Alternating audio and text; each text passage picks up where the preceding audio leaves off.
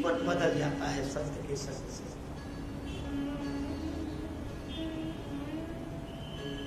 श्री राधिका जी की प्राकट्य भूमि बरसाने की सच्ची घटना। एक बड़े संपन्न सेठ जी रहते थे बरसाने में। जो रस बरस रहो बरसाने, सो रस तीन लोक में नाए। पर उस बरसाने में रहने वाले सेठ जी भी अत्यंत दुखी। उनके जीवन में सब कुछ था, 3 बेटे, बेटों के विवाह हो गए, 3 बहुएं, आलीशान मकान, बाजार में शानदार दुकान। पर सेठ जी इसलिए दुखी थे कि उनके कोई बेटी नहीं थी। संत का दर्शन हुआ। सेठ जी ने अपने दुख का कारण बताया। संत बोले दुखी होने की आवश्यकता नहीं। जिस वस्तु का जीवन में अभाव हो उसकी जगह भगवान का भाव स्थापित कर लो।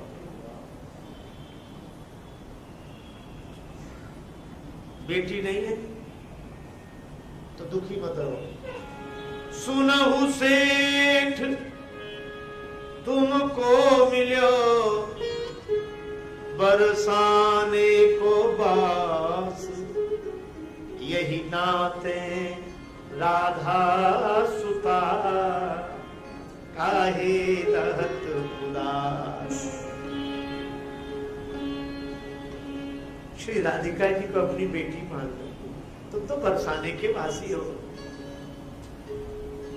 सत्य की कृपा, सेठ जी का सौभाग्य, राधा रानी का अनुग्रह, सेठ जी के मन में यह दृढ़ धारणा बैठ गई। संत ने श्री राधिका जी का एक चित्र मंगवाया। सेठ जी ने अपने कमरे में प्रतिष्ठित किया, बार बार प्रणाम किया, आंखों में आंसू भर आए। नियम बना लिया, दुकान पर जाते तो प्रणाम करके जाते, लौटते तो प्रणाम करते, राधे राधे करते सो जाते, जागते तो राधे राधे करते। जीवन बदल गया। अब तो कोई भी मिलता तो कहते 3 बहू बेटे हैं घर में, सुख सुविधा है पूरी,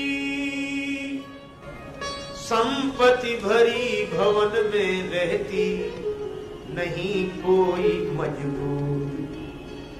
कृष्ण कृपा से जीवन पथ में आती कोई न बाधा, मैं बड़ भागी पिता हूँ, मेरी बेटी है श्री राधा। श्री राधा राधा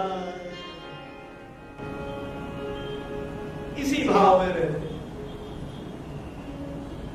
राधा रानी की कृपा हो गई है। सेठ जी के घर चूड़ी पहनाने वाली है, मनिहानी को बोलते। नियम यह था, तीनों बहुओं को चूड़ी पहनाती थी और उसका जो पारिश्रमिक मजदूरी रहती वो दुकान से मिलती। हमेशा की तरह बहुओं को चूड़ी पहना रही थी। अब एक बहू आई, ऊपर घूंघट डालकर हाथ बढ़ाया, मनिहार पे उसे चूड़ी पहना दी दोनों हाथों में। तब तक दूसरी बहू आई, उसने भी चूड़ी पहनी। अंत में तीसरी बहू की चूड़ी पहनकर चली गई। और वो जैसे ही गई तब तक यह क्या, मनिहार के सामने एक हाथ और बढ़ा दिया। मनिहार ने देखा यह कौन। श्री राधिका जी के मन में लगा कि मेरे पिता के घर चूड़ी पहनाने वाली आई है, मैं भी चूड़ी पहन। मनिहार देखते गए, उसको लगा कोई इनके घर आया होगा मेहमान, तो मैं चूड़ी पहना। श्री राधिका जी को चूड़ी। अब बहुएं तो घूंघट डालकर अपने अपने घर में चली गई, किसी ने नहीं देखा। श्री राधिका जी अंतर्धान